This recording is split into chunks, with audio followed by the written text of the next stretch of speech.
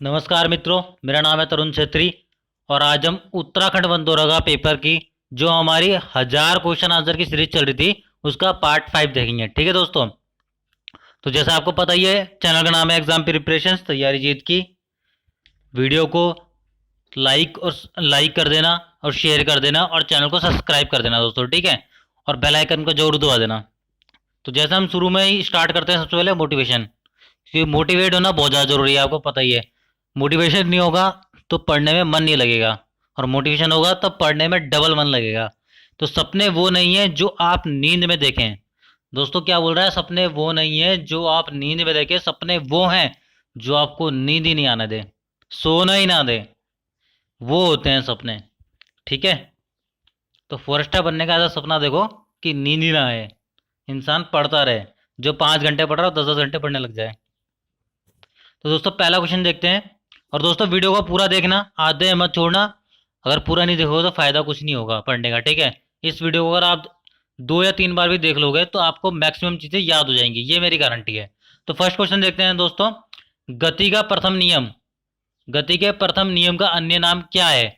तो गति के प्रथम नियम का अन्य नाम है आपका गैलीलियो का नियम या फिर जड़त्व का नियम। ठीक है, क्या है गैलीलियो का नियम और जड़त्व का नियम। नेक्स्ट क्वेश्चन देखते हैं सेकंड। नाव के किनारे कूदने पर, जब कोई इंसान नाव के किनारे कूदता है तो नाव के पीछे हटने के, पीछे हटती है ना, वो जो नाव होती है वो पीछे हट जाती है थोड़ी सी। तो उसमें गति का कौन सा वो लग रहा है, कौन सा नियम लग रहा है? तो न्यूटन का तृतीय नियम लगता है उसमें, ठीक है ना। न्यूटन का तृतीय नियम लगता है उसमें। और गति के तृतीय नियम को ही संवेग संरक्षण का नियम भी है, वो जिस संवेग संरक्षण का नियम भी कहते हैं, ठीक है। थर्ड क्वेश्चन है, ध्रुवों पर जो जी है, गुरुत्वीय त्वरण जी है, उसका मान क्या कितना होता है? अधिकतम, मैक्सिमम होता है। अब स्मॉल जी का मान कितना होता है वैसे, कमेंट करके बताना, ठीक है। स्मॉल जी का मान बताओ कमेंट करके, कितना होता है? 9.8 मीटर पर सेकंड स्क्वायर, ठीक है ना। स्मॉल जी के मान की बात हुई, ये ध्रुवों पर अधिकतम, ठीक है। और जो हमारी भूमध्य रेखा है, इक्वेटर है, उसमें न्यूनतम होता है दोस्तों। जी का मान उसमें न्यूनतम होता है, तभी हम मैक्सिमम जो अंतरिक्ष में भेजते हैं यान, ठीक है ना, अंतरिक्ष यान जो भेजते हैं वो हम विषुवत रेखा से भेजते हैं। विषुवत रेखा बोलते हो आपके इक्वेटर से, ठीक है। अब हम आते हैं कैपिटल जी के बारे में, कैपिटल जी के बारे में भी देख लेते हैं। तो कैपिटल जी का मान कितना होता है? 6.67 इंटू 10⁻11 होता है, ठीक है।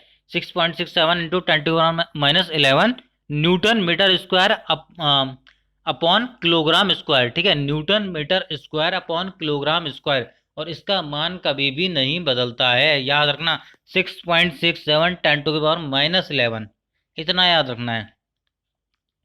फोर्थ क्वेश्चन है आपका, ग्रहों से संबंधित जो नियम दिए थे वो किसने दिए थे? केपलर ने। और ये क्वेश्चन आ रखा है पहले भी, फॉरेस्टर के पेपर में ही आया था। मतलब फॉरेस्टर से अपर पेपर में आया था, प्री के जो अभी हुआ था पहले कुछ टाइम पहले उत्तराखंड में।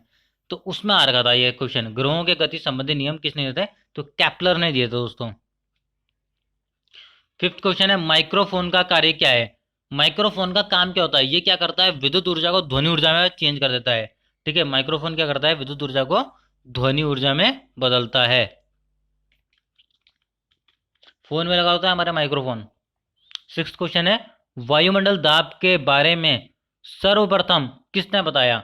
जो वायुमंडलीय दाब है, जैसे कि हमारा खाना पक जाता है कम दाब पर, ठीक है। मैं बता रहा हूँ प्लेन साइड की बात अभी, जहाँ पे जो जो एरिया प्लेन्स हैं वहाँ पर खाना जल्दी बन जाता है। जबकि मतलब एक जो वायु दाब होता है 100 डिग्री सेंटीग्रेड तक यहाँ पे हो जाता है, ठीक है। लेकिन अगर हम पहाड़ों पर चल जाएं तो वहाँ पे 100 डिग्री सेंटीग्रेड से पहले ही पानी उबल जाता है। क्यों? क्योंकि वहाँ पर वायुदाब कम होता है, पहाड़ों में वायुदाब कम होता है, जबकि प्लेन्स में वायुदाब कम हो, मतलब सही होता है। पहाड़ों में खाना बनाना थोड़ा सा मुश्किल होता है क्योंकि वहाँ पे वायुदाब कम होता है, और यहाँ पर आसान है क्योंकि यहाँ वायुदाब भरपूर है प्लेन्स में। तो इसकी खोज किसने की थी? ऑटो वॉन गैरिक, ठीक है। ऑटो वॉन गैरिक ने की थी इसकी खोज। और यही क्वेश्चन और बनता है कि हमारे शरीर का दाब वायुमंडलीय दाब से ज़्यादा होता है या फिर कम होता है? तो इसका आंसर यही है दोस्तों, हमारे शरीर का दाब वायुमंडलीय दाब से अधिक होता है हमेशा। कितना होता है? अधिक होता है। 7वां क्वेश्चन हमारा, कीड़ों के अध्ययन को क्या कहते हैं? जो छोटे छोटे कीड़े होते हैं उनके अध्ययन क्या होते हैं? एंटोमोलॉजी। एंटोमोलॉजी क्या कहते हैं, ठीक है। ध्यान से देखता हूँ चलना दोस्तों। तितलियों का अध्ययन क्या कहलाता है? लेपिडेटेरियोलॉजी, ठीक है ना, लेपिडेटेरियोलॉजी। ये क्या है? तितलियों का अध्ययन कहलाता है। कैंसर, कैंसर संबंधी रोगों का अध्ययन क्या कहलाता है? ऑन्कोलॉजी। क्या कहलाता है? ऑन्कोलॉजी कहलाता है कैंसर संबंधी रोगों का अध्ययन। 10th क्वेश्चन है, सूर्य से आने वाली हानिकारक पराबैंगनी अल्ट्रावायलेट विकिरण जो है वो किस पर असर करती है हमारी, ठीक है ना, हमारी बॉडी के सबसे पहले कौन से पार्ट में असर करती हैं? तो वो है त्वचा, ठीक है। सूर्य से आने वाली हानिकारक पराबैंगनी विकिरणों से होता है त्वचा कैंसर, स्किन कैंसर हो जाता है। 11 क्वेश्चन है, मानव जनित पर्यावरण प्रदूषण कहलाते हैं। जो मानव जनित प्रदूषण होते हैं वो क्या कहलाते हैं? परजैविक, ठीक है, परजैविक होते हैं। एक ये ऐसे ही क्वेश्चन भी बना था, उसमें 2 क्वेश्चन ऐसे सेम मार के थे। 12 क्वेश्चन है हमारा, धूल प्रदूषण, धूल प्रदूषण रोकने के लिए उपयुक्त वृक्ष, सबसे उपयुक्त वृक्ष कौन सा है जो धूल प्रदूषण को रोक सकता है? वो है हमारा नीम का वृक्ष, ठीक है ना, नीम का वृक्ष है। सबसे ज्यादा दवाइयाँ इसी वृक्ष से बनाई जाती हैं, ठीक है। तो ये वृक्ष बहुत ही इंपॉर्टेंट है हमारे लिए। 13 क्वेश्चन है, इसका आप जो नाम होता है दूसरा रसायन वाली भाषा में, वो नाम आप कमेंट पे लिखोगे, ठीक है। 13 क्वेश्चन है, मधुमक्खियों का पालन कहलाता है, मधुमक्खियों का पालन क्या कहलाता है? एपिकल्चर। ये तो सभी को याद होगा वैसे। कुछ क्वेश्चन उसमें दोस्तों आसान भी आएंगे, इजी टू मॉडरेट पेपर आएगा, जैसे उत्तराखंड का आता ही है। ये नहीं कि सब मतलब ऐसे क्वेश्चन आएंगे जो आपको पता ही ना हो, इतना हार्ड पेपर नहीं बनेगा, इजी टू मॉडरेट बनेगा। 100 नंबर का क्वेश्चन पेपर बनेगा, उसमें कम से कम भी 50 क्वेश्चन तो इजी आएंगे ही आएंगे, लेकिन 50 क्वेश्चन थोड़े हार्ड से हार्ड भी आएंगे। तो दोनों ही टाइप के क्वेश्चन हमें देखने हैं, क्योंकि वो 50 नंबर तो हमने छोड़ने ही नहीं है, और जो बाकी 50 आएंगे उसमें से कम हमने 30, उस 50 में से अगर 30 भी हम लेके आएंगे तो 50 और 30 80 बनते हैं, और 80 में मेरिट आराम से पार हो जाएगी, क्योंकि 75 से ऊपर नंबर लाने ही पड़ेंगे आपको इसमें। 75 से नीचे तो अगर लाएंगे तो बेकार है, उतने में हो नहीं पाएगा किसी का। 75 से ऊपर चाहिए ही चाहिए इसमें नंबर। तो 40 क्वेश्चन क्या है, शिशु रोग अध्ययन को क्या कहते हैं? जो शिशु रोग अध्ययन होता है, शिशुओं को जो छोटे छोटे बच्चे होते हैं उनको रोग हो जाता है, तो उसके अध्ययन को हम क्या कहते हैं? पीडियाट्रिक्स, ठीक है, पीडियाट्रिक्स कहते हैं हम। 15 क्वेश्चन है, जनसंख्या के अध्ययन को क्या कहते हैं? डेमोग्राफी, ठीक है ना, जनसंख्या के अध्ययन को कहते हैं हम डेमोग्राफी। 16 क्वेश्चन है, हृदय का पहला प्रतिस्थापन किसके द्वारा किया गया था? डॉक्टर क्रिश्चियन बेनार्ड, ठीक है ना, डॉक्टर क्रिश्चियन बेनार्ड ने किया था हृदय का पहला प्रतिस्थापन, ट्रांसफर जो किया था हृदय को, वो पहला किसने किया था? डॉक्टर क्रिश्चियन बेनार्ड ने। 17 क्वेश्चन है, डीएनए की संरचना को सबसे पहले किसने रेखांकित किया? वाटसन और क्रिक ने, वाटसन और क्रिक ने सर्वप्रथम डीएनए की संरचना को रेखांकित किया था। 18 क्वेश्चन है, मनुष्य की त्वचा सबसे मोटी कहाँ पे होती है? तो मनुष्य की त्वचा सबसे मोटी होती है तलवे पर, पैरों के तलवे पर सबसे मोटी त्वचा होती है। 19 क्वेश्चन है, लैक्रमाइल ग्रंथियां, इंपॉर्टेंट क्वेश्चन है दोस्तों। लैक्रमाइल ग्रंथियां स्त्रावित करती हैं, प्रोड्यूस करती हैं, क्या करती हैं? आंसू। जो आप रोते हो वो कहाँ से निकलते हैं? लैक्रामाइल ग्रंथियों से। इंग्लिश हिंदी में लैक्रामाइल ही लिखा हुआ, कोई दिक्कत नहीं है, ठीक है। ढंग से पढ़ोगे तो कोई भी दिक्कत नहीं है, और बहाने बनाओगे तो फिर तो दिक्कत ही दिक्कत है, क्योंकि बनाने वाले लोग हमेशा ये बोलेंगे कि ये हिंदी में लिख दिया, अब मुझे समझ में कैसे आएगा? इंग्लिश में लिख दिया, मुझे तो इंग्लिश समझ में नहीं आती, अब मैं कैसे पढ़ूँ उसे? तो बहाने बनाने वाले लोग हमेशा बहाने बनाते रह जाएंगे, और जिसे पढ़ना है वो हिंदी हो चाहे इंग्लिश हो पढ़ ही लेगा किसी भी तरह से, वो उन चीज़ों को गूगल में ट्रांसफ़र कर लेगा, क्योंकि खुद भी तो मेहनत करनी जरूरी है। खुद अगर आप मेहनत नहीं करोगे तो फिर कुछ नहीं होने वाला, अपने आप जब मेहनत करोगे तभी सब कुछ होगा, ठीक है ना। 20 क्वेश्चन है, मनुष्य शरीर की सबसे लंबी कोशिका कौन सी है? तंत्रिका कोशिका, ठीक है, तंत्रिका कोशिका। तंत्रिका ऊतक की इकाई क्या होती है? ये क्वेश्चन इंपॉर्टेंट है। तंत्रिका ऊतक की इकाई क्या होती है? न्यूरॉन्स। जो हमारे न्यूरॉन्स होते हैं वो क्या है? तंत्रिका ऊतक की इकाई। 22 क्वेश्चन है, ऊंट का जो कुबड़ होता है, आपने देखा होगा ऊंट में कुबड़ निकला होता है, तो ऊंट का कुबड़ किस ऊतक का, किस टिश्यू का बना होता है? वो होता है वसाम्य ऊतक का। वसाम्य ऊतक मतलब जो वसा होता है, फैटी एसिड्स जो होते हैं हमारे, उसी का बना होता है, फैट्स का बना होता है वो। जो भी मतलब वसा है वो उसके कुबड़ में जाके जम जाती है, तो फैट्स का निर्माण करती है। जैसे आपने वो कुछ कुछ इंसानों के गले के नीचे, गले के इधर ऊपर खूब मतलब बड़ा मोटा सा होता है उनका गला, तो वो होता है वसा जम जाती है, गाले भी बाहर आ जाती हैं, तो वो क्या हो रहा है, वसा जम रही है, ठीक है ना। बॉडी फुली फुली से है पूरी, तो वो है वसा जम रही है उनमें। और जो एथलीट्स होते हैं उनका ऐसा नहीं होता, वो बिल्कुल पतले होते हैं, क्योंकि उनमें फैटी एसिड्स होता ही नहीं है। जबकि जो कुछ लोग कुछ काम नहीं करते, जैसे खाना खाते रहते हैं, ठीक है, जिनका बैठने का काम है समझ लो, तो उनमें फैटी एसिड्स मौजूद होता है। तो ऊँट के कुबड़ में क्या होता है, वही फैटी एसिड्स पाया जाता है। 23 क्वेश्चन है, आधुनिक एंटीसेप्टिक सर्जरी का जनक कौन है? आधुनिक एंटीसेप्टिक सर्जरी का जनक कौन है? लिस्टर। जो मैं आपको बोल रहा था 50 क्वेश्चन हार्ड आ सकते हैं, उनमें से ये क्वेश्चन बन सकता है कि आधुनिक एंटीसेप्टिक सर्जरी का जनक कौन है? लिस्टर। क्योंकि ये नहीं है कि सब कुछ सिलेबस के अंदर ही से आएगा, कुछ एक दो क्वेश्चन बाहर से भी हो ही जाते हैं, ठीक है ना, कुछ एक दो क्वेश्चन बाहर से भी आ ही जाते हैं। लेकिन ये क्या है, फिजिक्स के लिए, फिजिक्स के अंदर में आ रहा, तो आपको याद तो रखना ही पड़ेगा। 24 क्वेश्चन है, नेचुरल सिलेक्शन का सिद्धांत, ठीक है, नेचुरल सिलेक्शन का सिद्धांत किसने दिया? डार्विन ने दिया था। नेचुरल सिलेक्शन का सिद्धांत किसने दिया था? डार्विन ने। आप एक मूवी है लूसी, उस मूवी को आप जरूर देखो, उससे आपको काफी मतलब क्लियर होगा। रक्त समूह का आविष्कारक कौन है? लैंड स्टीनर, ठीक है ना, लैंड स्टीनर रक्त समूह का आविष्कार किया। जो हमारा ए बी है, ओ है। केचुए में कौन सा रक्त वर्णक उपस्थित होता है?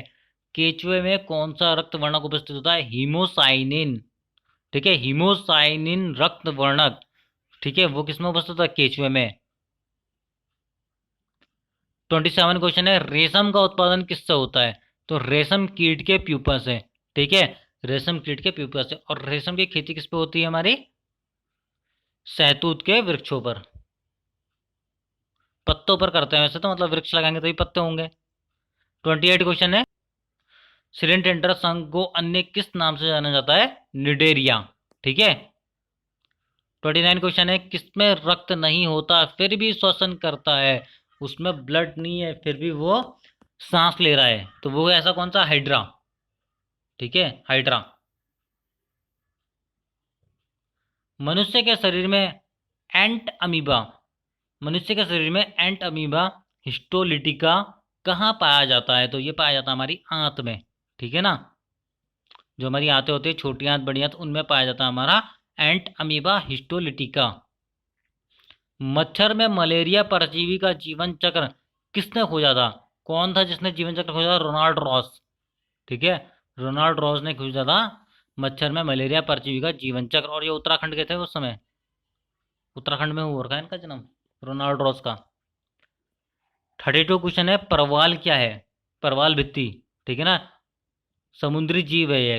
परवाल क्या होते हैं? समुद्री, जिनका जो बाहर का कवर होता है, ठीक है, वो किसका बना होता है? CaCO3 कैल्शियम कार्बोनेट का बना होता है परवाल भित्तियों का बाहर का आवरण।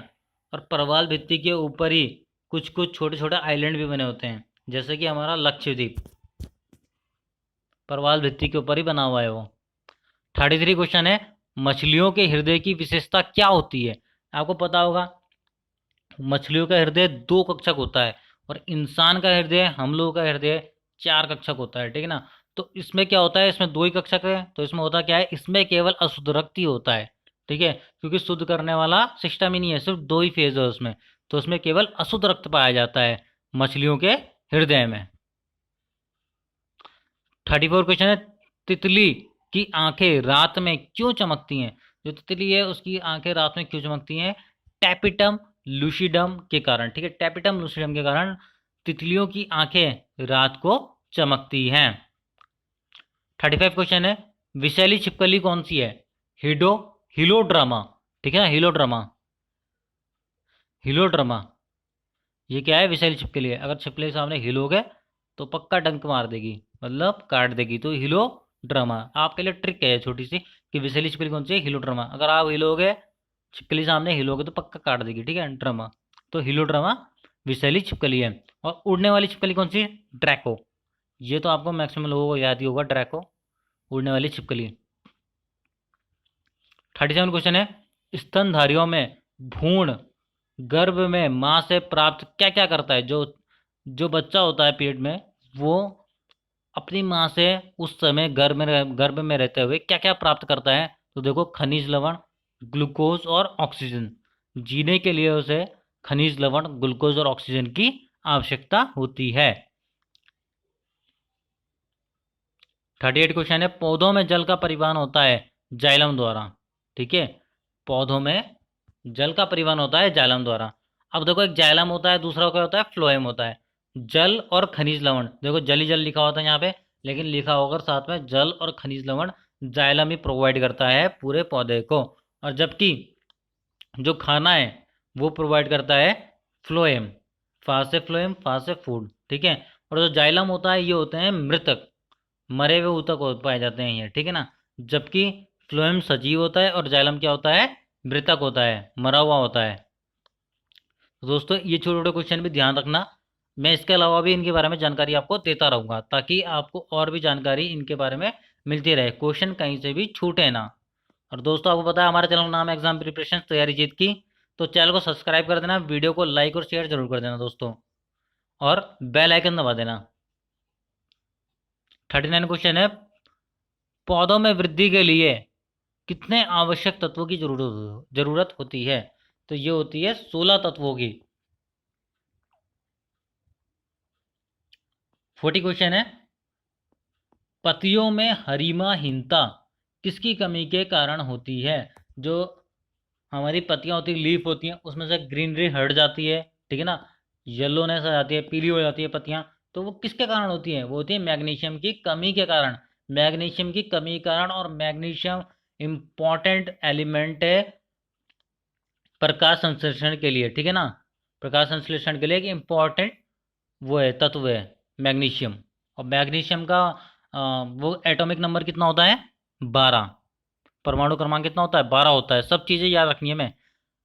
मिलीबग रोग, ठीक है, प्रकाश संश्लेषण को बोलते हैं फोटोसिंथेसिस।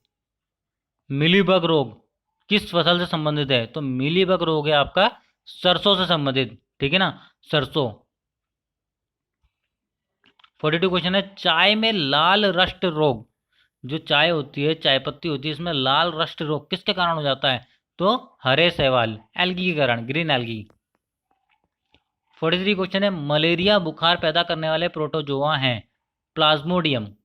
जो मलेरिया को पैदा करते हैं वो कौन से हैं? Plasmodium protozoa.